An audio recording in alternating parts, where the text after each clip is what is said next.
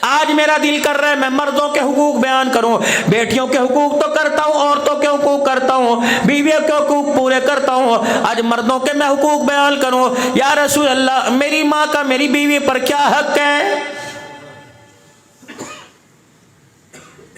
جو پردے میں بیٹھی ہو، تمہاری ساس کا تمہارے پہ کیا حق ہے؟ سیدہ خدیجہ الکبریٰ اپنے گھر میں موجود ہے، اچانک حجرے کا پردہ ہٹا، سیدہ حضور کا چہرہ دیکھتی ہے، آپ نے دیکھا آپ نے ایک بڑھیا کا ہاتھ پکڑ رکھا ہے۔ سیدہ خدیجہ الکبریٰ نے دیکھا اور حضور سے پوچھنے لگی یہ کون ہے؟ آپ نے فرمایا یہ میری امی ہے۔ اما خدیجہ حیرت میں زدہ ہو گئی اور اما خدیجہ ماضی کے جھروکوں میں پیچھے چلی گئی۔ آپ نے فرمایا خدیجہ کیا ہوا؟ چپکے سے کہنے لگی امی تو فوت نہیں ہو گئی؟ فرمایا ہاں۔ کہا پھر یہ کون سی امی؟ کہ اس امی نے مجھے گود میں کھلایا، اس امی نے مجھے سینے سے لگا کے دودھ پلایا۔ سیدہ خدیجہ سمجھ گئی، کہنے لگی مجھے پتہ لگ گیا یہ تیری ماں حلیمہ سعدیہ ہے۔ ساس ہو، سکیلی ہو، منہ بولی ماں ہو، یا تو سگی کو منہ نہیں لگاتا۔ دکان سے سبزی آ گئی، دکان سے ترکاری آ گئی، گوشت آ گیا، بیوی کو فون کر کے پکایا ذرا آج دل سے پکائیے۔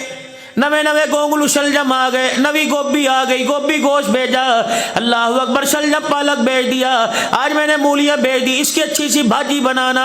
رات کو گھر میں آیا، چائے نہیں پی، نہیں یار آج فلانی سبزی پکی ہے، میں بڑے شوق سے جا کے کھاتا ہوں، آلو مٹر کھاتا ہوں، گھر کے اندر بڑی اعلیٰ قسم کی سبزی پکی ہے۔ کھانے کے لیے بیٹھا، موٹی موٹی ادرک کٹی ہوئی تھی، دھنیا بھی اوپر ڈلا ہوا تھا، اللہ اکبر، گرم مسالہ بھی چھڑکا، پہلا منہ کے میں اندر لقمہ ڈالا، اتنا منہ کسیلا ہو گیا، لقمہ بنا کے رکھ دیا۔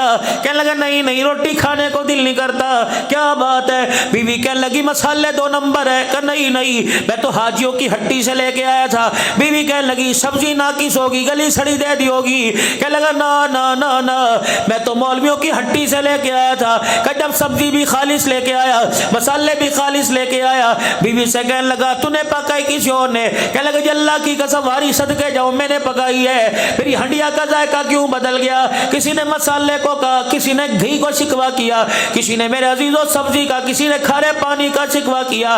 عرش والے نے اعلان کیا عبدل حنان ان کو غلط فہمی سے نکال، ان کو ہنڈیا نہ سبزی سے خراب ہوئی ہے، نہ تیل آئل سے، نہ گرم مسالے سے خراب ہوئی۔ جب یہ ہنڈیا پکا رہی تھی، ہنڈیا پورے جوپل پر بھن رہی تھی، اس وقت اچانک اس کے پاس جو موبائل پڑا تھا اس کی گھنٹی بجی، اس نے دیکھا امی کا نمبر ہے، اس نے دیکھا بہل کا نمبر ہے، اس نے فون اٹھا کے کہا السلام علیکم، اللہ اکبر، دردناک آواز میں کہا۔ اس کی ماں سمجھ گئی کوئی نہ کوئی کام کر رہی ہوگی۔ اس نے کہا بیٹی کیا کر رہی ہے؟ کہنے لگی جس جہنم میں تم نے بھیجا تھا ان جہنمیوں کے لیے کھانا تیار کر رہی ہوں۔ اللہ اکبر، آپ تو وہ دکان پہ چلا جاتا ہے، ان حرام زادوں کو میرے پہ چھوڑ کے چلا جاتا ہے، پتہ نہیں کب مریں گے کب جان چھوڑے گی۔ اللہ کی قسم تیرے اس کڑوے بول نے اللہ کے عرش کو ہلا کے رکھ دیا، تیرے اس کڑوے بول نے گھر کی ساری خوشیوں کو اجاڑ کے رکھ دیا۔ نہ تیل خراب تھا، نہ گرم مسالہ خراب تھا، تیری زبان کا کڑوا بول ہنڈیا کے اندر جا کے گرا جس نے سارے ذائقے کو اجاڑ کے رکھ دیا ہے۔